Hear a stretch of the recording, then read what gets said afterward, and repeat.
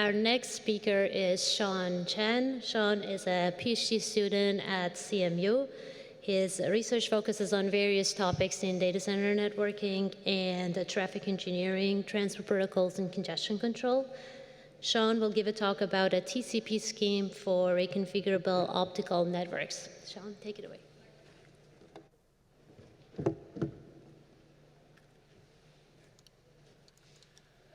Hello, everyone.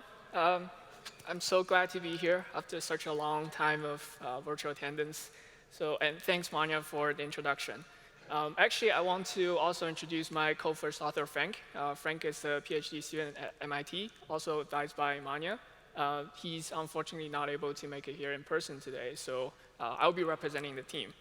So our work is about a new TCP design for reconfigurable data center networks. And this is a collaboration between CMU, MIT, and UC San Diego. So first, let's start by looking at what a reconfigurable data center network, or RDCN, is, and why do we use it. A common RDCN topology design contains two fabrics, a slower fabric that's using packet switching, and then the other faster optical circuit switch fabric. And the optical circuit switch fabrics usually have higher bandwidth than packet switches. That's why they're often used for accelerating data transfers. And then packet fabrics and optical fabrics often have very different path characteristics in terms of bandwidth and latency. So if we look at the leftmost TOR and the rightmost TOR in this diagram, the packet fabric always provides a direct connect. And the optical fabric also can provide a direct connect, but it is not always available. For example, the leftmost TOR can be directly connected to an intermediate TOR. The optical fabric has to periodically reconfigure itself so that every TOR pair in the fabric gets a chance to be directly connected. So this is a fundamental limitation of the OCSs being used. And whenever that happens, we just fall back to use the packet fabric for direct connect. But if there is a direct connect via the optical fabric, then we always prefer to use the optical one. And now I want to introduce an important concept called time division network, or TDN. A TDN refers to a specific fabric that's only active at some point in time. So for example, the packet fabric here is a TDN. We call it TDN-A. And the optical fabric is another TDN. We call it TDN-B. And again, looking at the leftmost and the rightmost TOR pair, so we say that there's a path between these two TORs. And the path multiplexes over two TDNs, because it's going to see one TDN, TDN-A, for some period of time, and then it's going to switch to TDN-B for some amount of time. So what are the benefits of RDCNs? One benefit that we just talked about in the previous slide is faster data transfer. So we will be using a sequence number graph to demonstrate this idea. On the x-axis, there is time. The laser is a bit hard to see. The y-axis is total kilobytes delivered. So from left to right, a flow traverses over two TDNs. And it's going to see the packet fabric, or TDN-A, for some amount of time, and then it's going to see the optical fabric. And then the packet fabric becomes active again, so this whole process just repeats. And the slope of the line on the diagram represents throughput. So for example, the orange line is the theoretical performance when we only use the packet fabric. And the blue line here is the theoretical optimal performance when we use both TDNs in turn. So specifically, if you look at the green region, the orange line is sending at packet rate, even though the optical fabric is available, while the blue line is sending at optical rate, so making full use of the maximum capacity. And our goal is to make efficient use of the actual bandwidth provided by the RDCN, meaning that we want to stay close to the optimal line. So the question is, can existing TCP take advantage of RDCN? And as a baseline, we'll run one cubic flow that traverses over two TDNs. And again, we'll be using the same sequence number graph to demonstrate the performance. So the cubic line which is the red one, the cubic performance, as you can see, is actually far from optimal. And a key observation is that in the green region, cubic ramps up very slowly. This is the high bandwidth optical TDN. And what happened is that there's three issues. First, cubic actually detects the change of path characteristics after a delay, meaning that cubic only realizes that the path looks different after spending some time in the new TDN already. And second, it takes multiple round trips for a cubic to actually converge to a new sending rate, even though each TDN only lasts for about tens of RTTs. And third, cubic would forget about the sending rate of the previous TDN because it only has one set of variables to track it. So it has to repeat this probe and converge process at every TDN change, which is very inefficient. So we proposed two solutions. The first solution is to use something called proactive TDN change notification, so that cubic doesn't have to spend time trying to figure out if the path is different. So this would fix the problem number one. And then we will track each TDN with separate state variables, so that it minimizes the overhead of probe and convergence. And this should fix problem number 2 and number 3. In fact, multipath TCP or MPTCP already implements solution number 2. So all we need to do is just to add the proactive TDN change support into MPTCP. So we'll have our own enhanced version of MPTCP. And then we repeat the whole experiment again using our own version of MPTCP. And again, the sender will be notified of subflow change. We'll have 2 subflows in the RDCN, one for each TDN.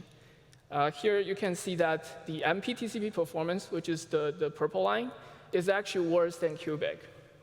So what's going on? Turns out that there are 2 issues. Number one, MPTCP is designed to send over both subflows simultaneously. So it has this assumption that both TDNs will be active at the same time. However, in RDCN, only one TDN will be active at a time. And MPTCP feedback must come back from the same subflow when it is active. So that means some of the feedbacks will be held at the receiver, waiting for the right TDN to become active so that it can come back. There will be delay, which eventually breaks the feedback loop of MPTCP. And the solution that we propose is a TDN-aware TCP design without strictly isolated subflows. So this will lead to a single sequence number space design. And it also means that we'll deviate from the MPTCP design because MPTCP doesn't really handle the TDN state updates in a coordinated fashion, which is the main challenge of this work. So therefore, we propose our own design called time division TCP, TD-TCP. And just as a quick recap, here we list all of the 3 key design requirements that we talked about before. And the table summarizes all the TCP variants. Each variant can and cannot support some of the requirements. TD-TCP is the only option that can support all 3 design requirements. So let's look at a concrete example to understand how TD-TCP operates. First of all, we have each TDN mapped to a distinct CCA state machine. Because we have 2 TDNs in the example, we'll have 2 state machines. And then let's say we have packet 1, 2, 3, 4, 5 sent out. Because the current active TDN is A, all of the packets will be tagged as belonging to A. And then there's this TDN change notification. So the sender will react to this change. And then the next packet it's going to send out, which is packet 6, will be tagged as belonging to TDN B. On the reverse direction, we also have X coming back. So here we assume cumulative delayed X, meaning that we don't act every single packet. We act every other packet. So Act 2 will return on TDN A path, and it's acknowledging 1 and 2, packet 1 and 2, because these all belong to the same TDN. So we only need to update the states in TDN A state machine. But there's another scenario where the Act 4 will return on TDN B, because that's after the TDN change. But still, it's acknowledging packet 3 and 4, which belong to TDN A. Here, because the packets being act are what really matters. So we will be, again, updating the states in TDN A. The third scenario is X6, which returns on TDNB, and it's acknowledging 5 and 6, which belongs to different TDNs. Because there are two state machines involved, we have to update them simultaneously. All right, so that's that's the kind of like a normal operation of TD-TCP. So one challenge that it has to deal with is something we call cross-TDN reordering. So if you look at the right-hand side diagram, we have sender on the left and receiver on the right. From top to bottom is the flow of time. So if we send packet 123 over a high latency fabric, and then we send packet 456 over the low latency fabric, these packets will arrive at the receiver out of order. And the receiver is going to acknowledge 456 first. So this is a classic triple dupe ACK scenario. It will lead to fast recovery, fast retransmission. State of TDN-A will move from open to recovery. However, this is really just spurious retransmission because the ACKs of 1, 2, 3. So 1, 2, 3 are not really lost. The ACKs are just delayed. And we don't really have to retransmit them. So this is what we call cross-TDN reordering. It is a side effect of the single sequence number space design. To fix it, we will be using a heuristic to avoid this spurious retransmission. And the heuristic is very simple. So because we know exactly when the TDN change happens, and we can choose to only retransmit confirmed loss of the same TDN. Because 1, 2, 3 belong to a different TDN, we'll just be optimistic and assume that they will eventually be acknowledged. They're not lost. So the state of TDN-A will stay in open all the time, and there will be no retransmission going out. Of course, this is just one corner case. Please see our paper for more details about all of the corner cases that we have to deal with.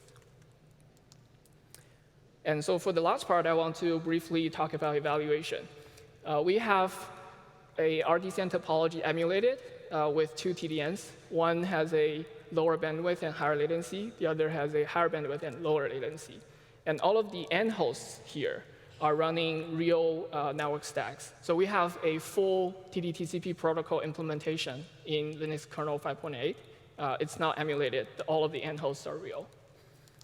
And just as an example result, we show TD-TCP performance cross-compared with cubic and MPTCP, so two common TCP variants.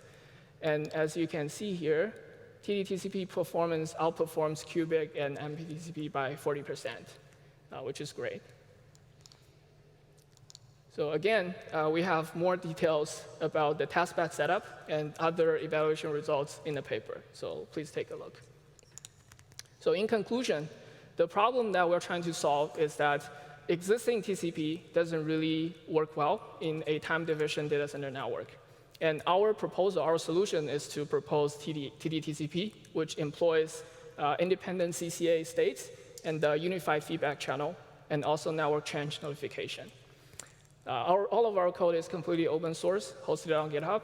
I have a link here, so please feel free to check out. And if you have any questions, do reach out to us. That's all I have. Thank you very much, and I'm happy to take questions.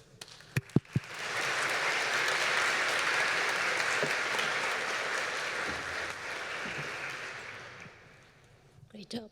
Questions for Sean? Yes. Thank you very much for the talk. This is Jialong from MPI. So TD-TCP is designed for the hybrid network. My question is TD-TCP suitable for the pure RDCN?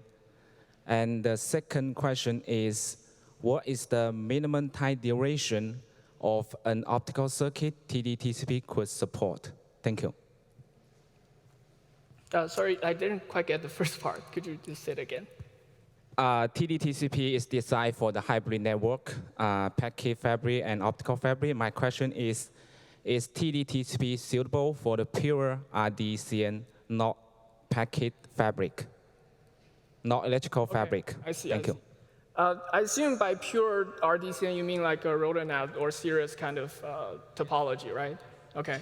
It should be suitable. In fact, we actually didn't assume anything about the topology of an RDCN. So you can, for example, for RotorNet, you can assume that it still has two fabrics, just one with a direct connect, which has a lower latency, and the other with a indirect path, which has a higher latency. So it's kind of like two fabrics with the same bandwidth, but different latency. So if you look at the topology again, it can pretty much be the same, except that the bandwidth is the same, right? And then for the second question, I think it should work. I don't know if you have anything specific that you're referring to.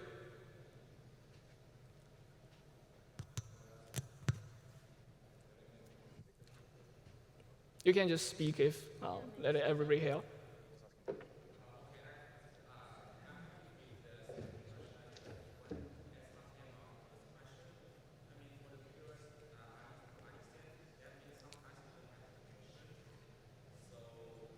Right. So right now it's in the order of nanoseconds, but I assume you mean the blackout is too long so that we cannot stand that?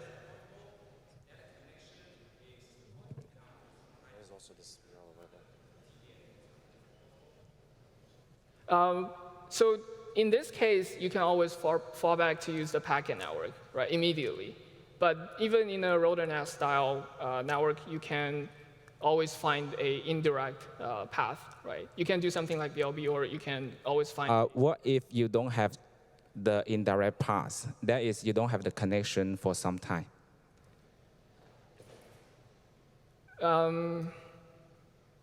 I think absolutely you could decide some indirect paths all the time, but in some case it is impossible.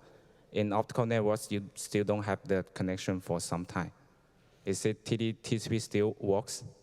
No, in that case, you have to queue the packet somewhere. But I think that's a design decision of the network topology. So you have to keep that in mind and make sure there's always the available path, right? OK, that means TD-TCP only works when the connection is always there. OK, OK, thank you. Thank you very much. Thank you. So we have another question over there. There's another question over there. Hello, this is Sarhat Arslan from Stanford. Mm-hmm. I was curious about this figure. It looks like it's great. TD-TCP is improving, but there is still some gap between the optimal. And I was curious, like, what are the remaining challenges, do you think, before we reach that optimum? Well, so first of all, the blue line here is a pure theoretical line. So it's theoretical in the sense that you will send at full capacity with no overhead, no retransmission, no loss, right? So it's unclear if we will ever get there. But if you're asking, can we get closer? I think probably. Of course, the implementation can be optimized a little bit more, and then we can do something smart to kind of send more packets out. A lot of things that we can do. So I'm confident that we might be able to get the performance slightly better, but probably not fully there. Thank you. Hi. Oh, yes, over there. Sorry, I had one more question. Thank you for the great talk. So how reactive is the TCP state switching? I guess you're using some sort of signaler or some timers. How reactive is it? So how precise is it? Reactive in terms of how fast does it switch? Does it switch to the next TCP state? Yes. Right. So because the proactive TDN change notification is generated by the Tor switch, which is already in the same rack, we kind of assume that latency is negligible. But if we want to have some really, really accurate kind of version of design, we can even send the notification in advance, because the RDCN, the optical circuit switch schedule is pre-computed, so we kind of already know what happens next. If we assume there's a very accurate clock synchronization across the entire data center networks, then you can send it in advance and then tell the sender to change the state at TX at some specific time. So that should be pretty accurate. All right. Thank you so much. Let's thank Sean one more time. Thank you. Great job.